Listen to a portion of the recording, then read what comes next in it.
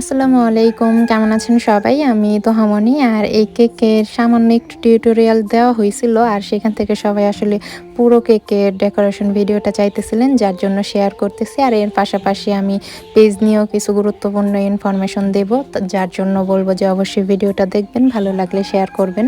আর এখানে দেখতেছেন যে আমি প্রথমে কিন্তু টুথপিক দিয়ে একটুখানি ড্র করে নিলাম। এরপর হচ্ছে চকলেট গানাশ দিয়ে আমি তার উপর থেকে আমি ড্র করতেছি। এই জিনিসটা হচ্ছে আপনি যখনই কোনো ধরেন পেইন্টিং করবেন কেকের মধ্যে অথবা প্রজাপতি বানাবেন, যেটাই করেন চেষ্টা করবেন যে আগে টুথপিক দিয়ে একটুখানি আপনি মন মতন ড্রটা করে নেবেন। ওইটার ওপর থেকে আপনি মনে করেন একটু এদিক সেদিক হইলে ওইটা সুন্দরভাবে আপনি চকলেট গানাশ দিয়ে ফুলফিল করে নিতে পারবেন। এইভাবে কি হয়, আপনার পেইন্টিং হোক অথবা আপনি প্রজাপতি বানান, ওইটার শেপটা নষ্ট হবে না। এর জন্য আমি প্রথমে টুথপিক দিয়ে ড্র করে নিছি, তার উপর থেকে হচ্ছে আমি শেপটা দিয়ে নিলাম। আর এটা আমি ফার্স্ট টাইম বানাইতেছি, আমার আসলে মাথায় ডিজাইনটা ঘুরপাক করতেছিল, যার জন্য ভাবলাম যে দেখি কেমন হয় ডিজাইনটা। আর এখানে চকলেট গানাশ ইউজ করা হয়েছে। চকলেট গানাশ নিয়ে আসলে অনেক আপুদের অনেক প্রশ্ন থাকে যে আপু তুমি চকলেট গানাশটা কিভাবে বানাও, কারণ কারোটার সাথে কারো মিল নেই।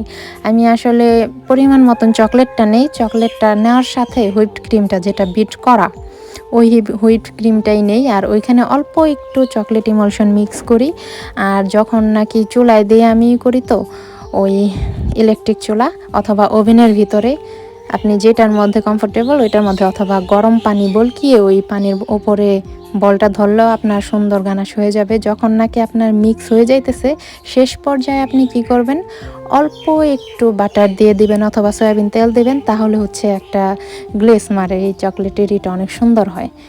আমি এইভাবে বানাই, তার জন্য বললাম। আর এইখানে আমি যে নোজেলটা ইউজ করছি, এই নোজেল নাম্বার হচ্ছে 124 নাম্বার। এটা দিয়ে আমি এই চেরি ফুলটা বানাইতেছি। এই ফুলটা আমার অনেক বেশি ভালো লাগে। আর এই ফুল দিয়ে আসলে সহজেই সিম্পল ডিজাইনগুলো বানানো যায়। আর কাস্টমারের চাহিদাও এটার মধ্যেই থাকে, যার জন্য আমি সবসময় এটা ইউজ করি। আর আমি এখানে যে ফুড কালারটা ইউজ করছি, এটা হচ্ছে রেডম্যানের। আমি হচ্ছে রেডম্যান আর হচ্ছে জেল ফুড কালার, এই দুইটাই সব সময় ব্যবহার করা হয়। এই দুইটাই অনেক ভালো। অনেক আসলে জিজ্ঞেস করে আপত্তিতে হয় না তুমি এত কালার ইউজ করো। আসলে কালার ইউজ করার টেকনিকগুলো যদি আপনি জানেন, তাহলে আপনার অল্প কালারের মধ্যেই দেখবেন যে সুন্দর কালারটা এসে পড়ছে, আর দিতে হবে না। আর অবশ্যই ভালো ব্র্যান্ডেডটা নেবেন, আর ডেট দেখে নেবেন। যখনই কালার নেন ডেট আছে কিনা কালারের, কতদিন মেয়াদ আছে, এগুলো সব যাচাই করে তারপরে নেবেন। কারণ অনেকেই আছে যে মেয়াদ উত্তীর্ণ এইগুলো নেয়, ফুড কালারগুলো নেয়, ওইগুলো ক্রিমের মধ্যে দিলে আসলে অনেক দিতে হয় আর স্বাস্থ্যের জন্য অনেক ক্ষতিকর। এর জন্য সব সময় সবাইকে বলবো, যখনই কেকের পণ্য কিনবেন অবশ্যই কত দিনের মেয়াদ আছে সব কিছু যাচাই বাছাই করে তারপরেই কিনবেন। এই ভুলটা কখনো করবেন না।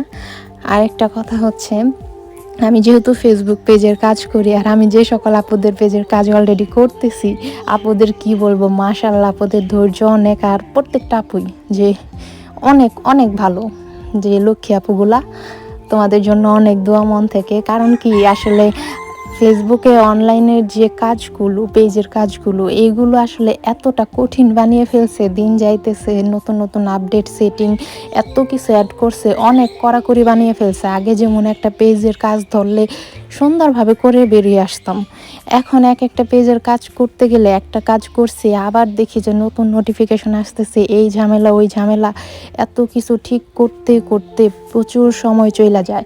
আমি তো ধৈর্য ধরে কাজ করি, আলহামদুলিল্লাহ যে আল্লাহ আমাকে অনেক ধৈর্য দিছে।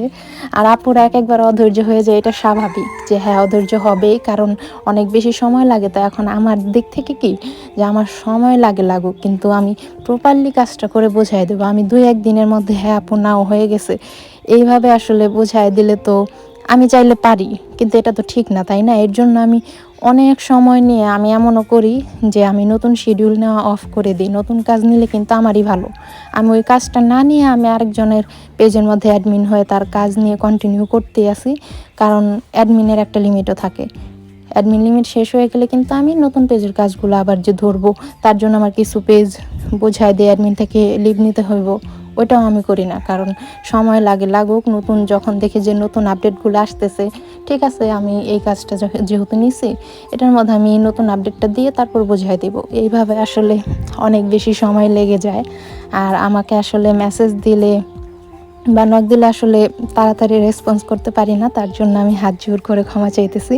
কারণ অনেক বেশি ব্যস্ত থাকা হয়, তো তার জন্য সরি যে সারাক্ষণ এত বেশি মেসেজ আসতে থাকে যে কেক বানাই আবার ওইগুলোর কাজ করি, রাত্রে পেজের কাজ করি, কুলাইতে পারি না। আর এখন আসলে পেজের কাজ অনেক বেশি কঠোর হয়ে গেছে, গাইডলাইন রুলস সব কিছু অনেক বেশি কঠিন বানিয়ে ফেলছে। কঠিন বলতে আমরা কাজ করি আমাদের জন্য কঠিন, এমন না যে আপনারা যখন পোস্ট করবেন বা এটি আপনাদের জন্য কঠিন, ওইটা না। কারণ আমি তো টোটাল গাইডলাইন দিয়ে দিই, ওইভাবে কাজ করলে ইনশাল্লাহ ভালো কিছু হবে। প্রত্যেকটা আপুদের জন্য, ভাইয়াদের জন্য অনেক দোয়া, যারা ফেসবুকে আসলে কিছু করতে চাইতেছেন। আর আমি তো আছি, টেনশন নেবেন না। আর হ্যাঁ, যারা ফেসবুক পেজের কাজ করতে চান, তারা করাতে চান, তারা হোয়াটসঅ্যাপে নক দিবেন, আমি ফার্স্ট কমেন্টে নাম্বারটা দিয়ে রাখবো। প্লিজ কেউ সরাসরি কল দিবেন না, মেসেজ দিলেই হবে যে আপু পেজের কাজ করাবো। আর সরি আমার রিপ্লাই লেট হয়, কারণ কাজের চাপ অনেক বেশি আর কাজগুলো অনেক বেশি কঠিন হয়ে গেছে। যে সকল আপুদের কাজ অলরেডি আমার কাছে আছে, টেনশন ফ্রি থাকবেন। যখন যারটা একদম ফুল কমপ্লিট হয়ে যাবে আমি বুঝিয়ে দিব, রিল্যাক্স, টেনশন নেওয়ার কোনো কারণ নেই, কারণ আমি তো আছি। আর সবার জন্য দোয়া ও শুভকামনা রইল। আর কেকটা কেমন হয়েছে অবশ্যই জানাবেন, আর ভালো লাগলে ভিডিওটা শেয়ার করবেন। আর প্রত্যেকটা আপুদের বলবো, প্লিজ ধৈর্য ধরে একটু কাজ করো, ইনশাল্লাহ ভালো কিছু হবে। কারণ ফেসবুক এমন একটা জায়গা, পেজ যদি একটা তুমি গ্রো করতে পারো, ফেসবুকের রুলস অনুযায়ী অর্গানিকভাবে কাজ করো, ওই ক্ষেত্রে ফেসবুকও তোমাকে অনেক সুযোগ সুবিধা দিবে। কিন্তু শর্টকাট খুঁজতে যাবে না। আর ভুলেও ফলোয়ার ওয়াচ টাইম কিনে শর্টকাটে আমি পেজ বড় করে ফেলবো, মনিটাইজেশন করে ফেলবো, এই ভুল করবে না। সব অর্গানিকভাবে করবে।